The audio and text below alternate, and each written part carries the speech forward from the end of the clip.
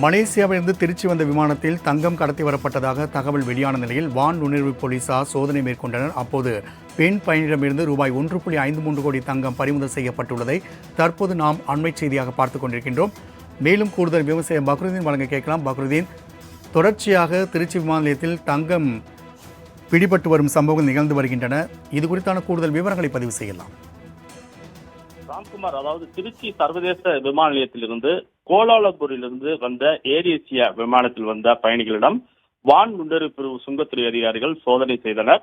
நேற்று அதிகாலை வந்த பெண் பயணி ஒருவரை சோதனை செய்த போது அவர் சந்தேகத்துக்கிடமாக உடைமைகளில் தங்க நகைகளை மறைத்து வைத்திருக்கிறார். குறிப்பாக நெக்லஸ், பிரைஸ்லைட், அதே போன்று தோடு உள்ளிட்ட ஆபரண தங்கங்களை அவர் மறைத்து வைத்திருந்திருக்கிறார்.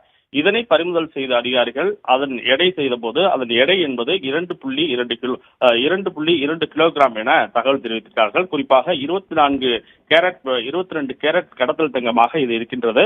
குறிப்பாக இந்த தங்க நகைகள் மொத்த இந்திய மதிப்பு, அதாவது சந்தை மதிப்பு என்பது 1,53,00,000 என கணக்கிட்டிருக்கிறார்கள். மேலும் இந்த பெண் பயணியிடம் விசாரணை மேற்கொண்டு இதற்கான ஆவணங்களும் இல்லாத பட்சத்தில் தற்போது நீதிமன்ற காவலுக்கு பெண் பயணியை அனுப்பித்திருக்கிறார்கள் என்று அங்கிருக்கக்கூடிய தகவல் தற்போது தெரிவிக்கின்றது. ராம்குமார், தகவலுக்கு நன்றி.